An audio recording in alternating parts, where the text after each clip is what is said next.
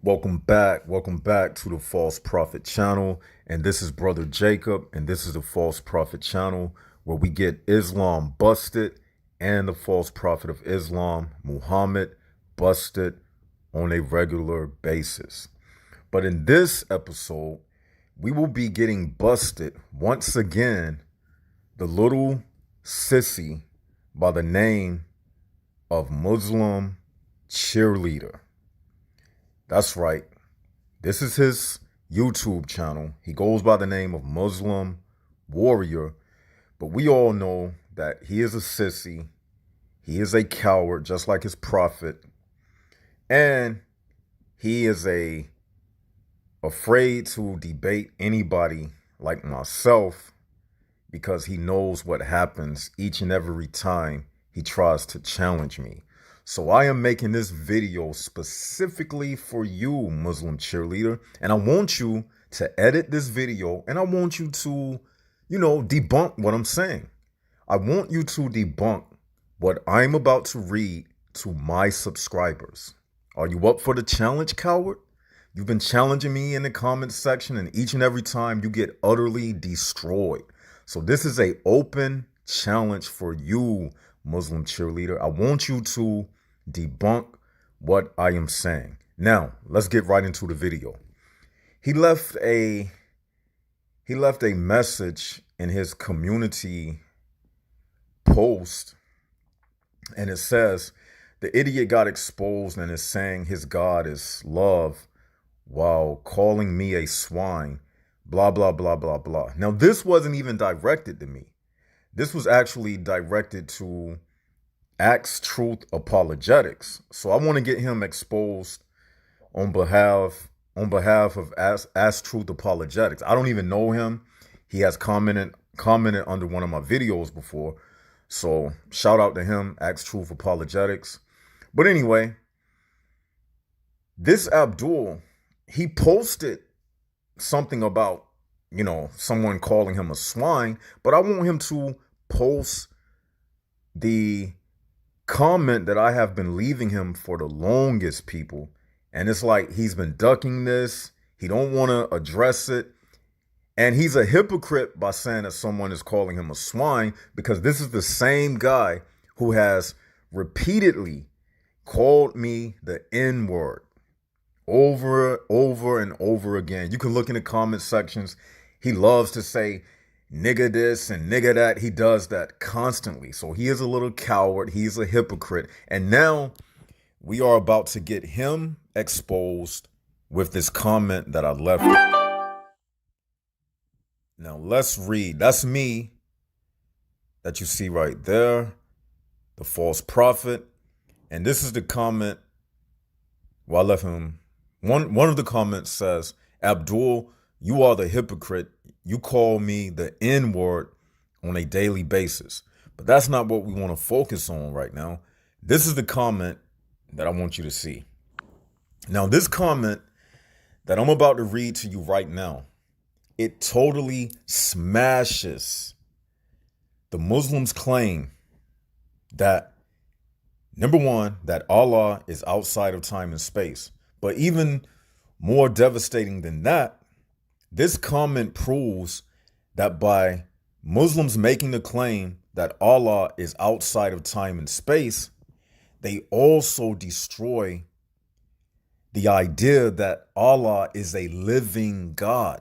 So what we are about to do right now, we are about to prove that Allah is dead. Now let's jump right into it. This is the comment that I left Muslim cheerleader. I said, how about you post our conversation, Abdul? The question I asked you, how can Allah be outside of time and space when he has a shin, face, and hands which have measurements, and measurements take up space, and space and time coexist, i.e., the space and time continuum. And Allah has thoughts, correct, Abdul? And to think requires a will. And once you will a thought into existence, it requires speed, i.e., the speed of thought. So if Allah is outside of time and space, that means his thoughts must also be disconnected from him because thoughts require speed. And when you think, it requires a moment. So if Allah is outside of time and space, then how can he think, Abdul?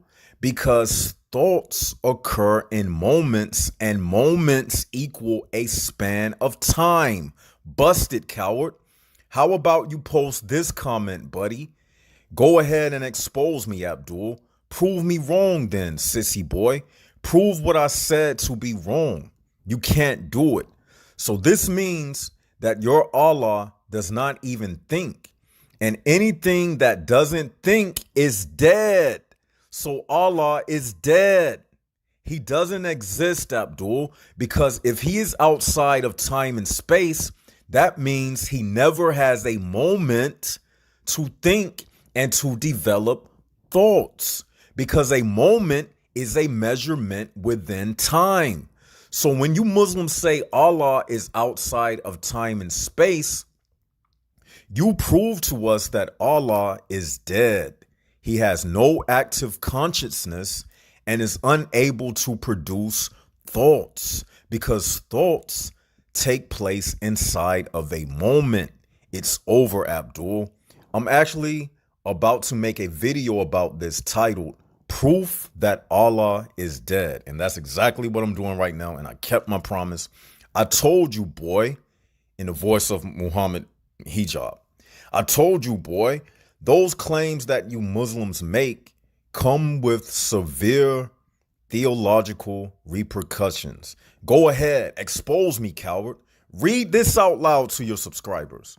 Prove me wrong, Abdul. LOL. And I'm about to show this to at Ask Truth Apologetics. Yes. So as you see, and you know, I even shared this information with another Christian apologist. I also left a comment for Sam Shamoon because I don't even think Sam Shamoon has even hit it like this. As much as I respect Sam Shamoon and, listen to him, he knows way more than I know about the Bible and Islam. I can't even,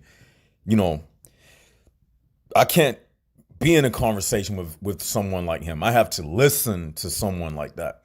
But even still, I don't even think Sam Shamoon or Christian Prince or someone like Rob Christian, I don't even think they have exposed how to show. I mean, we already know that Allah is dead. But this argument, man, this is irrefutable. Okay. Now, what I'm requesting Muslim warriors to do, I want you to post this comment on your channel and I want you to read it to your audience. And then leave the link to my video on your community post. Let's see how brave you are. Do you have the testosterone to do it? I don't think so. You're not on my level.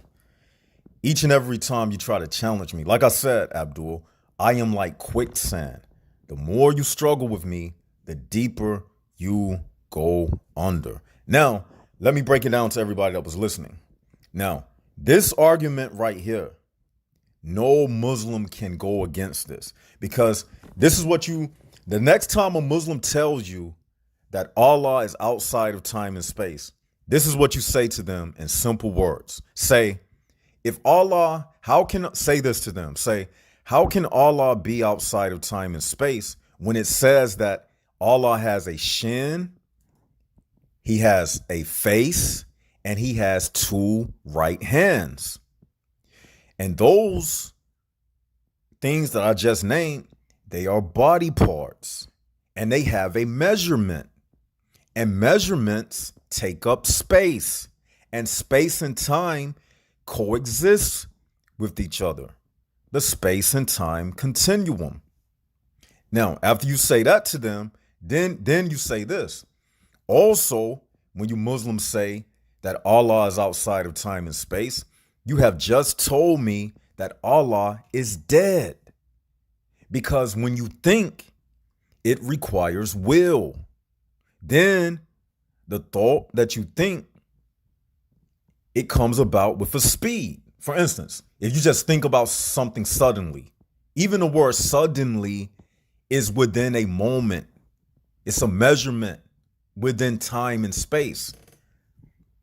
So this is what you say to the Muslim. You say, since your Allah is outside of time and space, that means he can't even think, because thoughts require moments, and moments is a span of time. This will totally destroy their claim that Allah is a living God. That's why the Bible say God is not dead, he is alive. But the Muslims cannot say that, because they make these audacious claims, and they say things like Allah is outside of time and space and he is not like anything in creation, but it comes with so many severe theological repercussions, like I'm breaking down to you right now. This is the metaphysical aspect of it. Okay. Now you say to them, since he is outside of time and space, that means he can't think, because thinking requires a moment. And every time you think, it has a speed to it. Speed is the amount of distance covered in a given span of time. So that thought, it registers. Even if it's a billionth of a second, that's time. And time and space coexist with each other. So when the Muslims tell us that Allah is outside of space and time, they have basically said to us that Allah is dead. So they have to say that the thoughts of Allah, it has to be an attribute of Allah. It can't be Allah himself, because Allah cannot think, because he is outside of time and space. So if he is outside of time and space, they can't even say that his thoughts are an attribute of him, because even his thinking is outside of time and space. But we just explained how everything that you think takes place within a moment, which is a span of time. So their God is dead. He does not exist. And this is how you get the Muslims busted. And this is how you prove that Allah is dead. Thank you for tuning in. This is Brother Jacob. It's been fun. I want you all to share these videos, post them, keep these arguments in mind. So the next time a Muslim tells you that Allah is outside of time and space, you can embarrass them and they won't have anything to say. And with that, thank you for tuning in. This is Brother Jacob, and this is the False Prophet channel, where we get Islam busted and the false prophet of Islam, Muhammad, busted on a regular basis. Like, share, and subscribe. God bless.